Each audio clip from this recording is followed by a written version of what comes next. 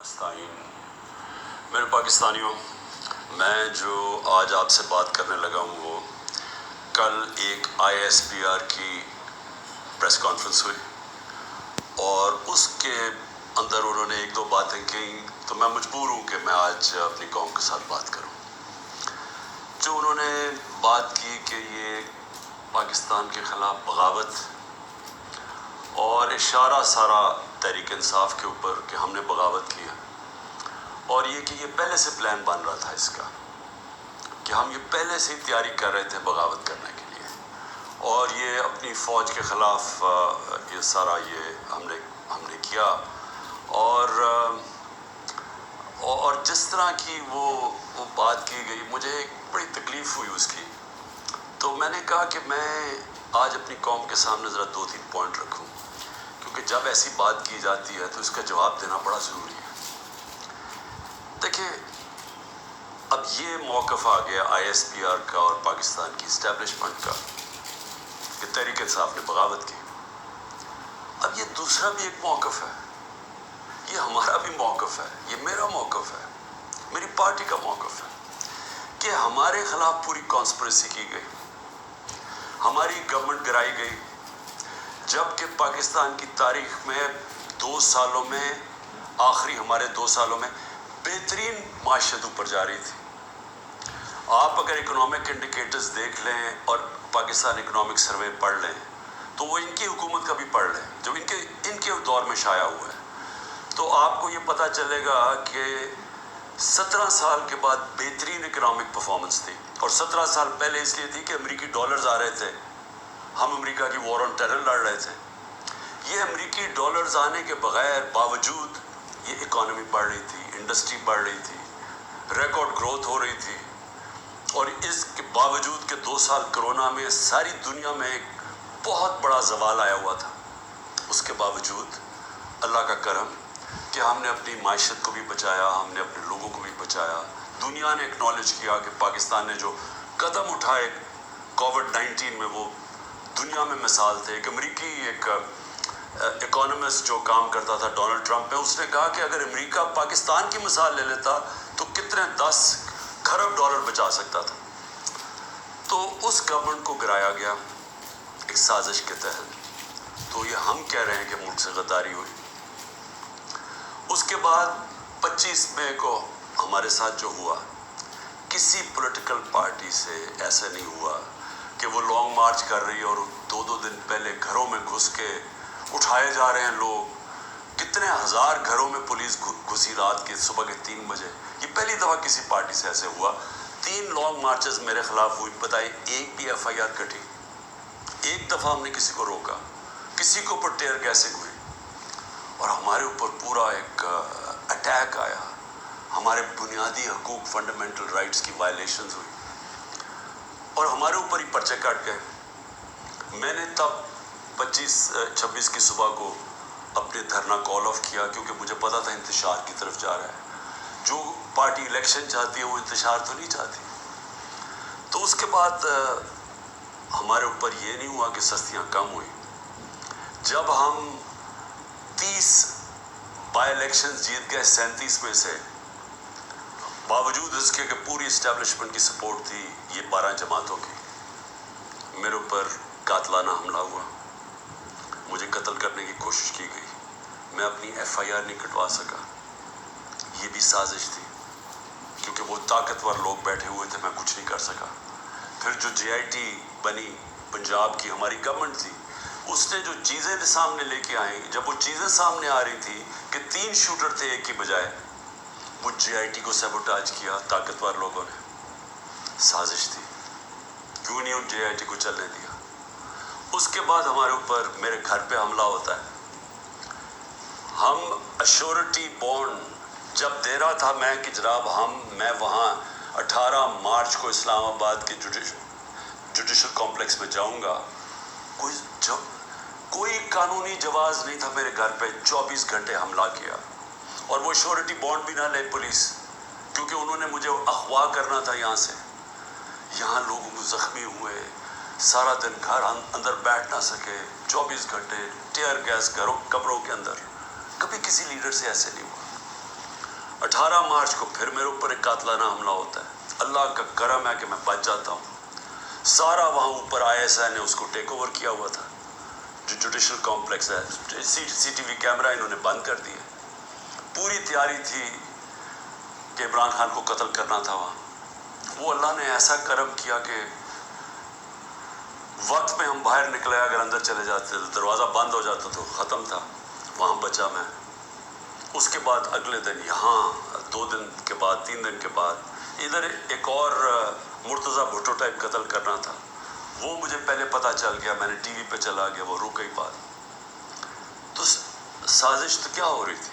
साजिश ये हो रही थी कि एक पार्टी जो जीतने जा रही थी इलेक्शन, उसको पार्टी को ख़त्म करने के लिए लीडर को ख़त्म करना था। और प्लान तब से ही बना हुआ था, केसेस शुरू हो गए थे महीनों के अंदर। जैसे 70 साल में एक आदमी के ऊपर एक क्रिमिनल केस नहीं होता, चंद महीने में आज 170 से ज़्यादा केस हो चुके हैं। ये यानी कौन सा इंसाफ का तकाजा है कि हर किस्म का जो हर दूसरे दिन कोई नया केस हो जाता है। सारा मेरा वक्त एक अदालत से दूसरी अदालत में लगता है। तो ये कौन सा, ये मुल्क की बेहतरी के लिए हो रहा है कि एक पार्टी, सबसे बड़ी पार्टी को बाहर रखना, इससे बड़ी साजिश क्या है? जमहूरियत, सबसे बड़ी पार्टी को ख़त्म करने का मतलब जमहूरियत ख़त्म करना, और जमहूरियत ख़त्म करने का मतलब आज़ादी ख़त्म करना है। तो ये क्या मुल्क के ख़िलाफ़ साजिश नहीं है? और फिर जो 9 मई को हुआ, अब ISPR साहब कह रहे हैं कि जनाब 9 मई को जो हुआ है वो एक बड़ी साजिश चलती आ रही थी, तो वो साजिश सामने आई, बगावत। मुझे ये बताएं कि मैं जब यहाँ से, मुझे पता था पकड़ना इन्होंने मुझे 9 मई को, मैं उससे पहले वीडियो रिकॉर्ड करके गया कि अगर मुझे पकड़ना है मुझे वारंट दे दें और मैं आराम से अपने आप को आपके हवाले कर दूंगा। कोई ज़रूरत नहीं है कि ये जो मेरे घर के बाहर हुआ कि पुलिस, 1000 पुलिस और रेंजर्स अटैक कर रहे हैं। सबके सामने जो हुआ कि रेंजर्स भी नहीं बल्कि वो कमांडोज थे, उन्होंने अटैक किया, शीशे तोड़े। अमला जो बैठा हुआ था रजिस्ट्री ऑफिस का इस्लामाबाद हाई को, उसको मारा, वकीलों को मारा, मुझे लगा डंडा, मुझे इस तरह लेके गए जिस तरह कोई दहशतगर्द है, गैर कानूनी तौर पे मुझे पकड़ा। क्या ये भी साजिश का हिस्सा था?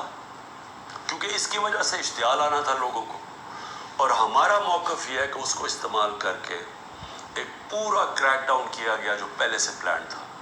हो ही नहीं सकता कि 2 दिनों के अंदर आप 10,000 लोगों को जेलों में डाल दें पकड़ के, जब से पहले से प्लान नहीं बना हुआ था।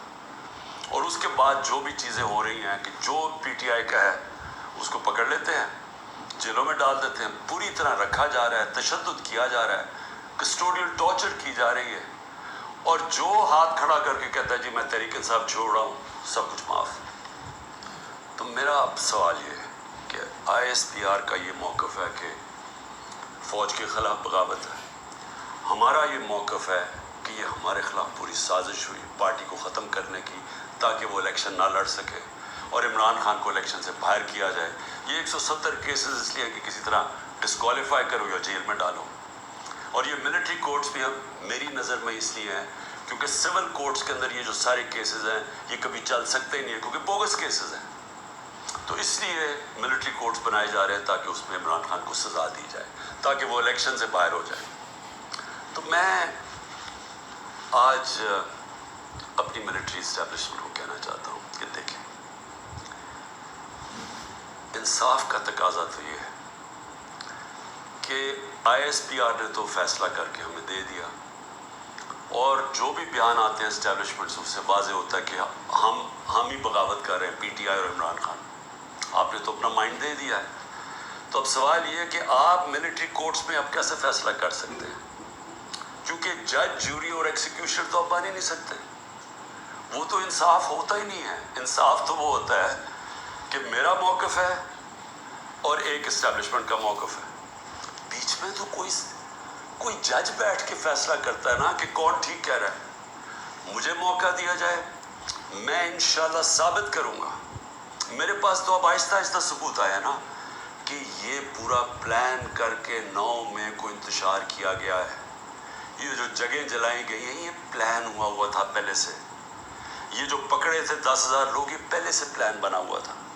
اور یہ پلان صرف ایک مقصد سے تھا کہ تحریک انصاف کو ختم کرنا ہے. یعنی جو کاٹا ڈالا ہوا تھا، جو بار بار مجھے ہمیں اسٹیبلشمنٹ بتاتی تھی، جو میرے ابھی بھی لوگوں کو ملتی ہے، تو ہمارے جو سارے لوگوں کو ملتی ہے ان کو یہ کہ جی عمران خان کے اوپر کاٹا ڈال گیا ہے، آپ کسی اور پارٹی میں چلے جائیں، پی ٹی آئی کا کوئی مستقبل نہیں ہے. مشکل پہلے تو ان کے بزنس بھی بند کرتے ہیں، گھر بھی توڑتے ہیں، سب کچھ، لیکن ساتھ پھر یہ مایوس بھی کر دیتے کہ جی عمران خان کا تو کوئی چانس ہی نہیں ہے. تو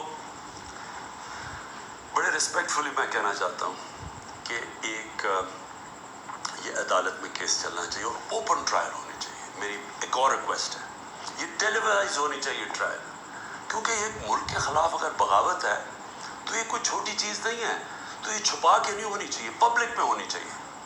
سارے جو آپ کہتے ہیں کہ آپ کے پاس ثبوت ہیں، آپ لے کے آئیں. جو میرے پاس ثبوت ہے وہ ہم لے کے آتے ہیں، قوم کے سامنے رکھیں. کیونکہ اگر اپنی فوج کے خلاف کوئی بغاوت کرتا ہے اس کو سزا ملنی چاہیے. میری طرح کا آدمی جو فیصلہ ساری باہر 20 سال باہر کمائی کی، سب کچھ بیچ کے آج میرا پاکستان میں، میرا ایک پیسہ پاکستان سے باہر نہیں ہے. تو مجھے اگر غدار کہا جا رہا ہے تو مجھے موقع ملنا چاہیے اپنے آپ کو بے قصور ثابت کرنے کا پبلکلی. اور دوسری طرف جن لوگوں کو آج اوپر بٹھایا گیا ہے، جو سارے آج دبئی بیٹھے ہیں، پاکستان کے فیصلے دبئی میں ہو رہے ہیں. مجھے یہ آج بتا دیں کہ کبھی سنا ہے نریندر مودی جا کے کسی اور ملک کے اندر اپنے وزیروں کو بٹھا کے فیصلے کر رہا ہے؟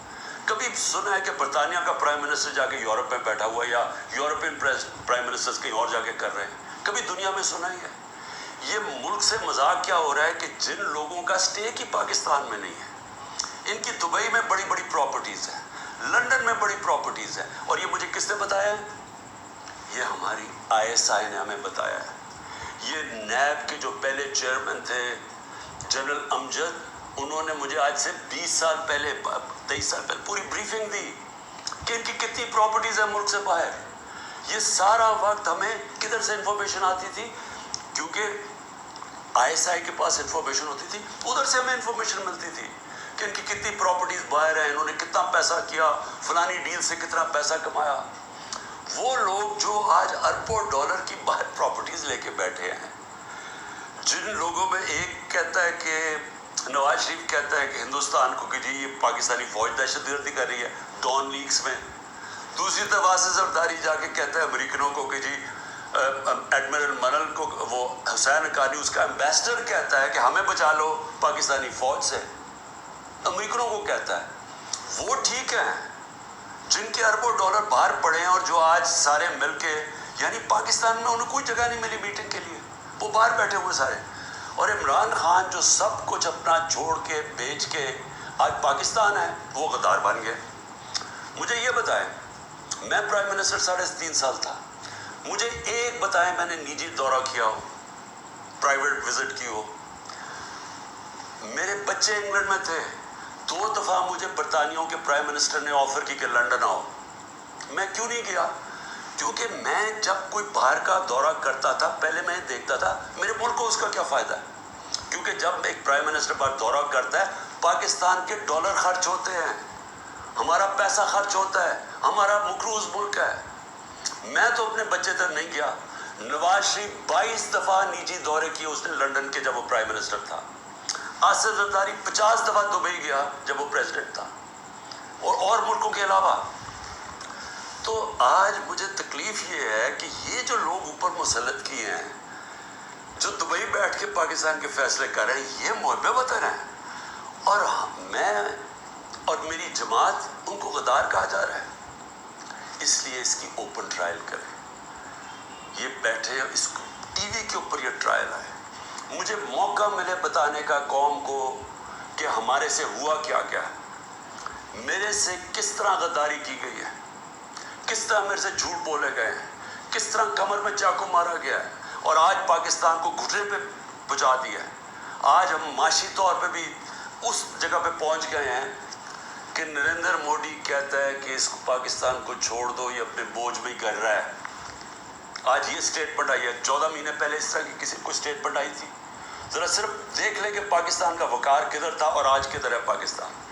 جتنی انہوں نے खिदमत की अमेरिका की, ये फॉरेन मिनिस्टर ने अच्छी अच्छी अंग्रेज़ी बोल के और पता नहीं अरबों रुपए के दौरे करके, और ऊपर से शहबाज शरीफ सारा वक्त दौरे कर रहा है बाहर।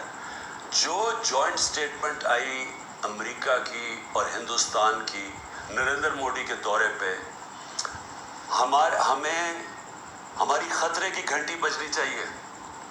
कभी बायलैटरल मीटिंग में वो तीसरे मुल्क को बुरा भला नहीं कहते। उन्होंने नाम लेके कहा कि पाकिस्तानी दहशतगर्दी कर रहा है। मतलब ये कि कश्मीर की जो सारी वो जो बेचारे इतनी देर से अपनी आज़ादी की जंग लड़ रहे हैं, वो पाकिस्तान दहशतगर्दी करके लड़ रहा है, वो आज़ादी की जंग नहीं है। ये इतना बुरा हमारे ऊपर उन्होंने, जो अब मैं क्या कहूँ कि जिस तरह का उन्होंने पाकिस्तान के ऊपर तमाचा मारा है, और यहाँ से कोई जवाब नहीं आएगा क्योंकि इनके पैसे बाहर पड़े हैं और उनको पता है इनके पैसे बाहर पड़े हैं, ये कभी नहीं बोलेंगे। लेकिन मुझे इससे